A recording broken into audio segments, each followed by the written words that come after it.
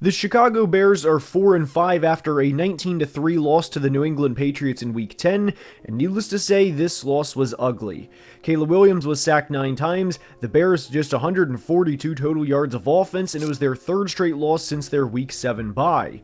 And since their Week 7 bye, they've been outscored 66-27, they've been outgained by over 100 yards in each of the last 3 games, and they've been outgained by more than 170 yards in 2 of their last 3 losses. There was a lot of pressure on the Bears entering the year because they had 2 top 9 draft picks in a loaded draft class, and they selected the best quarterback prospect in the past 3 years, and Caleb Williams was supposed to help turn this franchise around. There's certainly been flashes through the first 9 games, but over the last few weeks, it's been more and more concerning. Obviously, Caleb hasn't played his best over the last few games, but after diving into the tape and really breaking it down, this is a very, very ugly situation. And in today's video, we're going to break down what's wrong with the Bears, what they can do to try and fix any of this mess, and what the next steps are to becoming a competent organization. And it's time to have a much needed conversation about the Chicago Bears. Now let's begin.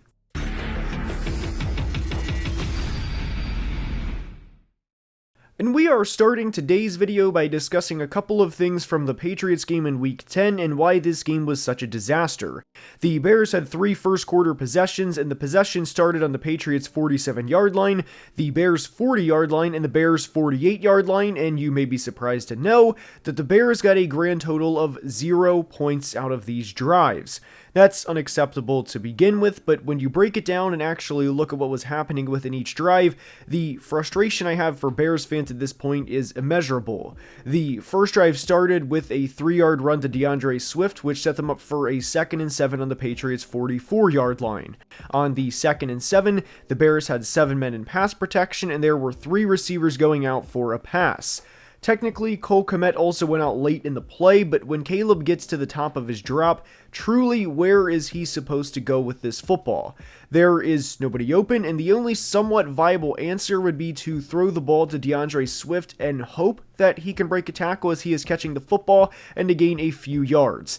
There's no separation, there's nobody open, and Caleb takes the first of 9 sacks on the day to move it back to 3rd and 10. And unfortunately, that's not exaggerated. Caleb was sacked 9 times in this game. There was very little separation on the 3rd and 10, but Caleb found Rome Odunze on a timing route, and Rome dropped it. I don't think Odunze would have had the first down, but that drive set the tone for how the Bears' day would go. And honestly, that drive is a culmination of the past 2 games for the Chicago Bears. We are now in the middle of the month of November, and we are 2 full games into the month of November for the Bears, and they have a combined 12 points, and they have 0 offensive touchdowns. And with the Packers coming off of a bye week next week, and with how good their defense is, I don't have any confidence the Bears are going to be able to score a touchdown against this team in Week 11. Forget winning the game, because we are far from that right now. The Bears have been outscored 48-12 over the last 2 games and have amassed just 383 yards of offense in the last 2 games. Not only that, but the end of the Cardinals game in particular was atrocious, and it was a fireable offense from Matt Eberflus alone. The Bears were down 29-9 with 2:15 to play, and they started their final drive with the ball on their own 19-yard line. Everyone, I guess, except Eberflus knew this game was out of reach, and on the second to last play of the game, the left tackle was immediately beat, which forced Caleb to go into hero ball mode, and he eventually gained 2 yards before being tackled and grimacing in pain after the play. He also took another hit on the final play of the game in Arizona when the game was out of reach. I don't want this to spiral into let's protect Caleb like a newborn baby and coddle him like he can't face any adversity and let's just blame Matt Eberflus for everything. Caleb is definitely not perfect, but truly, how incompetent can you be in that situation to keep your number 1 overall pick in a game where you are down 20 points with 2 minutes left to play? If there has ever been a time where a coach is playing with fire, this is as close to lighting the entire house on fire as you can possibly get. And speaking of playing with fire, bringing Matt Eberflus back for a third season in what was the hopeful franchise quarterback's first season was always going to be playing with fire. Eberflus was 10-24 in his first 2 years as the head coach of the Chicago Bears, and whenever the record was brought up, I would at least try to be fair with Eberflus and say that, hey, after Roquan Smith and Robert Quinn were traded away during the 2022 season, this team was very bad, and maybe even if they win a couple of other games, my whole point was 10-24 was a little exaggerated, and maybe instead of 10-24, maybe it would have been 12-22, maybe it would have been 13-21, but my point was heading into this year, I was not a fan of bringing Matt Eberflus back. Now, when you try to positively spin these things and when you try to buy in, what I tried to convince myself of believing in the 2024 Bears was, hey, they allowed 93 total points in the final 6 games of the 2023 season, and believe it or not, there was a point where the Bears beat the Lions last year by double digits, and it was at Soldier Field, and it was one of the highlights of the 2023 Bears season. But here we are 10 weeks into the Bears season, and this offense looks broken beyond repair, and I think some of it can be attributed to Eberflus. The Caleb Williams we are seeing on Sunday is not the Caleb Williams we saw during his final 2 years at USC. This is not the Caleb Williams that won a Heisman during his time at USC, and I think there may be a couple of reasons that this goes back to Matt Eberflus. As we know, he is of course a defensive-minded coach, and I question how much goes on at Hallis Hall and how much of Matt Eberflus could be behind closed doors saying, Caleb, we obviously have a great defense. We have playmakers at every level. This defense is one of the best in the league when healthy, and because of that, look, I know you are a great player, but you really don't have to be that great player because we have the great defense, and if you guys can put up 17 points, we're going to win more often than not, and I think there's a lot of second guesses from Caleb when he's in the pocket, and I think there's a lot of hesitancy from Caleb, and I think you see that time and time again. Now, I also don't think Shane Waldron is calling great games offensively and schematic-wise, and I think both of those things can be true. So I think you have one coach in one corner saying, Caleb, do not let it loose, and I think there's a throw within the Indy game that kind of applies here, and I think that could have been the turning point within Caleb's rookie year,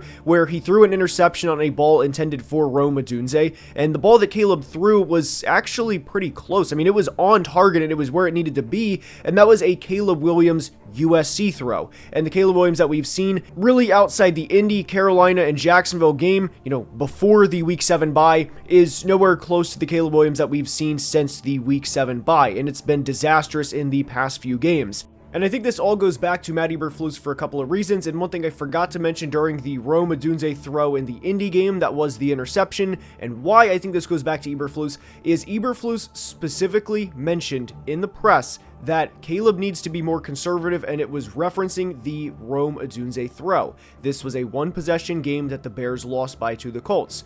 Now, I don't think either team is going to go far into the playoffs this year. Indy may scrape into the playoffs, although that looks really far-fetched at this point. But the point is Matt did not have his rookie quarterbacks back, and that is already a problem in itself. And of course, then the Washington game came after that, and we know everything that transpired after that, where Eberflus did not have his teams back, and we saw players really pushing back in the press against their coach, and this all goes back into why the Bears are in a disastrous situation.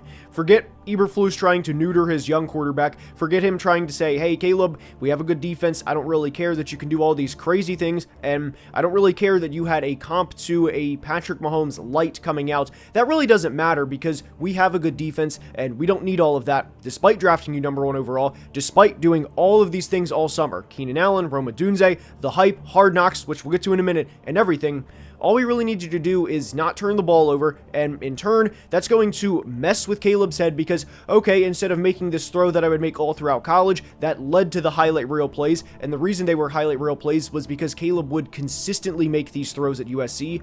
All of this plays into him being messed with his psyche, and I don't really know where to go with the situation because I don't know how much damage is done with Caleb, and that's the million-dollar question at this point in time. I personally would have preferred the Bears to move on from Eberflus last offseason, as everyone would have, and the Bears had a former quarterback that played for this team way back in the day that was a really good head coaching candidate by the name of Jim Harbaugh. And you guys that watch the channel probably know that I'm a big Justin Herbert fan, and we've seen Jim Harbaugh already do wonders, and there's clips every week about Jim Harbaugh rallying the locker room together and seeing what a team can do when they fully buy in. And I will say one thing about the Bears roster that I think is being kind of forgotten about at the moment is this roster is nowhere close to being the worst in the league. Yet they are playing like one of the bottom 2 teams in the NFL, and I think that can only go back to one thing, and that's coaching. Now, the hard knocks part is one thing that I kind of push back on for the 2024 Bears,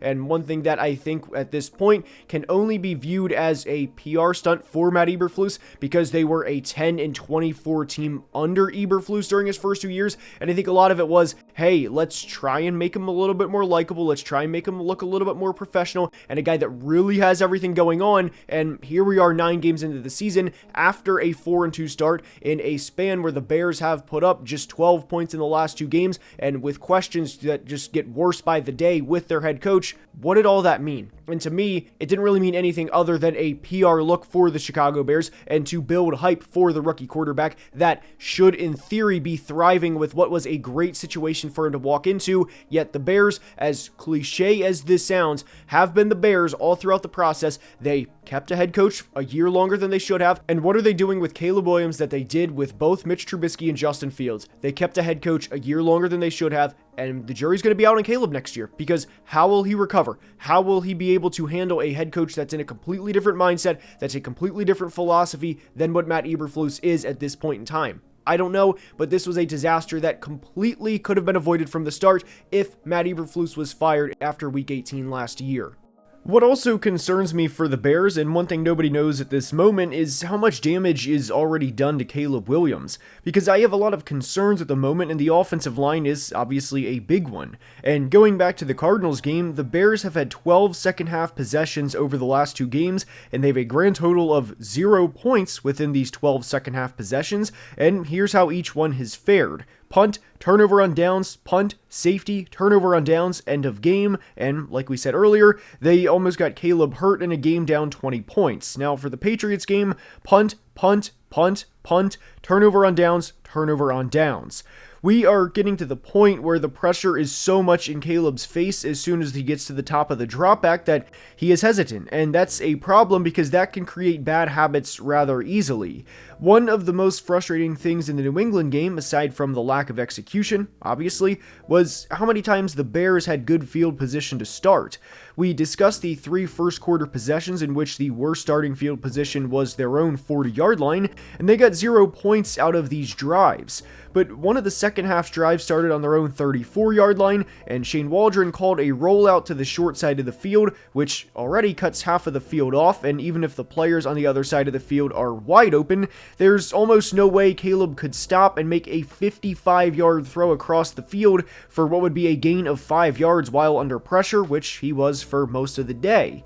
So when Caleb gets to the point where he's supposed to throw the ball, there is quite literally nowhere to go. DJ Moore isn't open and Rome Odunze isn't either, so truly where is he supposed to go in this situation? And when you set yourself up for a 2nd and 16 down double digits in the 4th quarter, you are not going to win in many of those situations.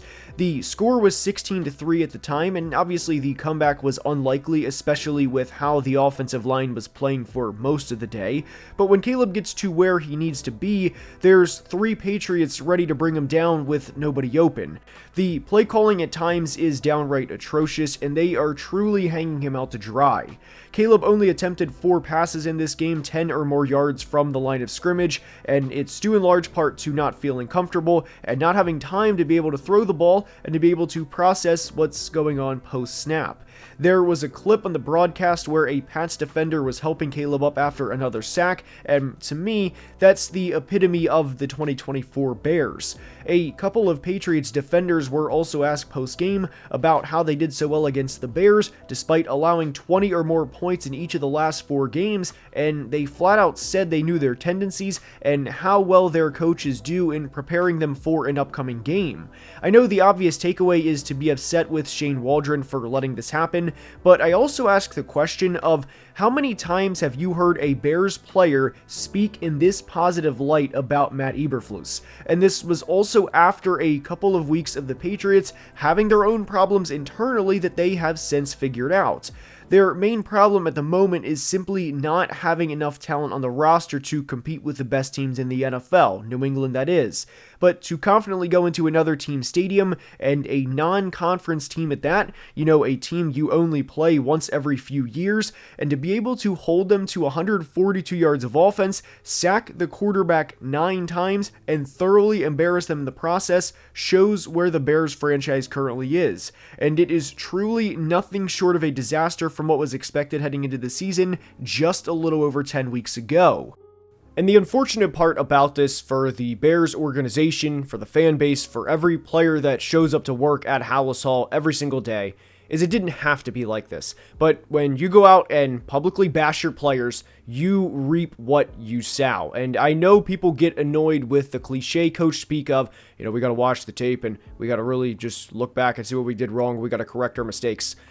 Those answers are better than publicly bashing your players 10 out of 10 times. And there's a reason a lot of coaches give the cliche coach speak answers rather than going in and rather than potentially publicly bashing a player. Because when you publicly bash a player, unless it is a just completely universally disliked player within the locker room, you are losing the locker room every time you do that. And even then, even if it is a player everybody dislikes in the locker room, even that is kind of risky because, hey, if that player's getting bashed publicly, maybe I get bashed publicly, and this whole Caleb situation could have been entirely preventable from the start. Now, one thing again that I do want to be clear, the Bears roster is not bad. It's not a Super Bowl caliber roster, but it's not bad, and they are still doing a lot of things the right way. Believe it or not, they have 16 turnovers forced this year to 8 offensively. They have a +8 turnover margin. They've only allowed 400 yards in one game, which was to the Washington Commanders, and even within that game, if you take one play away, they allowed 400 yards and allowed just 12 points. The Bears are doing a lot of things right, but it boils down to not being able to build the nucleus around the quarterback the way that they needed to, and the way that they didn't learn from their mistakes with both Mitch Trubisky and with Justin Fields. And to be honest, this kind of goes back to a video we made a couple of weeks ago about how young quarterbacks are going to be developed differently than they have in the past 15 to 20 years. There was a reason that quarterbacks would go from college to the pros and sit for a year, sometimes 2 years, before they would take the field, because guys, it's not an exaggeration to say the transition from the collegiate level, Division I, I don't care if it's SEC, I don't care if it's a non-Power 5, to the NFL is a substantial gap. Guys like CJ Stroud, guys like Jaden Daniels are the exception and by no means the rule. Yes, there would be a lot of public pressure if Caleb sat in his rookie year. And by the way, I'm not claiming for Tyson Bagent to now play over Caleb. That would be ridiculous at this point. But I think there's going to be a bit of a transition period we have in the NFL where young quarterbacks sit more than they have in the past 15 to 20 years, and they will look at situations like the Bears as proof as to why guys need to sit for a year or so. Now, the Bears organization with the McCaskies never firing a coach mid-season. Virginia McCaskey herself is a completely different situation that is not normal by any means. That is not a normal ownership group. Most owners will fire coaches at some point. We've seen the Jets do that this year. We've seen the Saints do that this year. The Bears are a bit of an outlier in that situation, but it would have been a lot different if Jim Harbaugh would have taken this job, or recently it came out that Ben Johnson would have maybe entertained going to Chicago, and as we know, Ben Johnson is only going to go to a situation that best suits him, and he's not just going to pick any run-of-the-mill job. But I can't help but think how different this entire situation would have been if they would have fired the 10-24 coach last year the way they should have. That's all I have for today. I hope you enjoyed, and if you did, please like and subscribe, as only about 44% of people watching are subscribed, and we're closing in on 175k subs, guys, and I cannot thank you guys enough for the support. Until next time, please be safe and have a great day. Love you guys.